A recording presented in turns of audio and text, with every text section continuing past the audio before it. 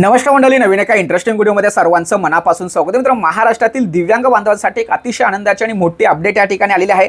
राज्य सरकारने प्रशासनाच्या माध्यमातून एक महत्त्वपूर्ण शासन निर्णय जाहीर झालाय। तुम्हाला सर्वांना ठाऊक आहे की राज्य सरकार आणि प्रशासनाने दिव्यांगांच्या भल्यासाठी, दिव्यांगांच्या कौटुंबिक विकासासाठी किंवा दिव्यांगांचं एक सामाजिक सुरक्षा विचारात घेऊन किंवा उद्देश डोळ्यासमोर ठेवून एक विवाह प्रोत्साहन योजना सुरू केली। आणि या विवाह प्रोत्साहन योजनेच्या माध्यमातून एक व्यक्ती जर दिव्यांग असेल आणि दुसरा व्यक्ती अव्यंग असेल तर त्यांना 1.5 लाख रुपयाचं अनुदान दिलं जातं।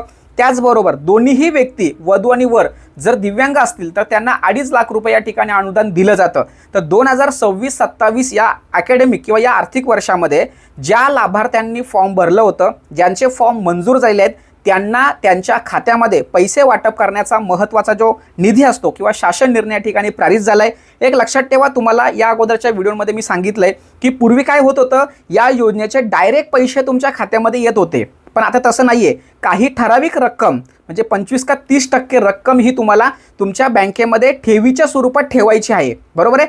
ती ठेवल्यानंतर बाकीचे पैसे तुम्हाला वापरता येणार आहे। अशा पद्धतीचा तो शासन निर्णय ते ऑलरेडी आपण बघितलेला आहे। परंतु आनंदाची बातमी अशी की ज्या 2026-27 या वर्षामध्ये किंवा या अगोदर सुद्धा ज्यांच्या कागदपत्रांच्या अडथळ्यामुळे किंवा समस्येमुळे ज्यांचं फॉर्म अप्रूव्हल झालं परंतु त्यांना अनुदान वाटप झालं नव्हतं, अशा सर्व लाभार्थ्यांना या ठिकाणी विवाह प्रोत्साहन योजनेअंतर्गत आता जे काही 1.5 लाख रुपये असेल किंवा 2.5 लाख रुपये असेल हे त्यांच्या खात्यामध्ये वाटप होण्यासाठी जेवढा निधी लागतो तो निधी या ठिकाणी मंजूर झालाय। परंतु मित्रांनो, या व्हिडिओच्या माध्यमातून जशी आनंदाची बातमी तुम्हाला देतोय त्याच पद्धतीने तुम्हाला या योजनेचा जर फॉर्म भरायचा असेल तर कागदपत्र कोणते लागतात, त्याचबरोबर तुम्हाला अर्ज कुठे सादर करायचा आहे, किंवा ऑनलाईन आहे किंवा ऑफलाईन आहे, किंवा तुमचं लग्न झालंय त्या लग्नाच्या तारखेच्या अगोदर किती मुदतीपर्यंत तुम्हाला अर्ज करता येणार आहे। म्हणजे महत्त्वाचा पॉईंट हा आहे की बाबा तुमचं लग्न झालं असेल तर लग्न झाल्यानंतर किती महिन्यात किंवा किती दिवसात अर्ज करायला पाहिजे, किंवा महिन्याच्या किती म्हणजे लग्नाच्या तारखेच्या अगोदर तुम्हाला किती मुदतीमध्ये हे अर्ज सादर करता येणार आहे। तर याविषयी तुम्हाला संपूर्ण जर माहिती हवी असेल तर कमेंट्समध्ये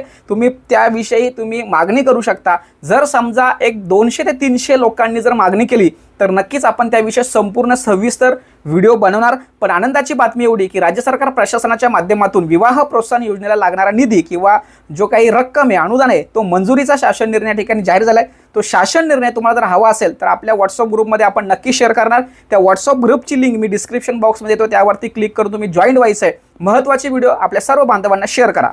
धन्यवाद।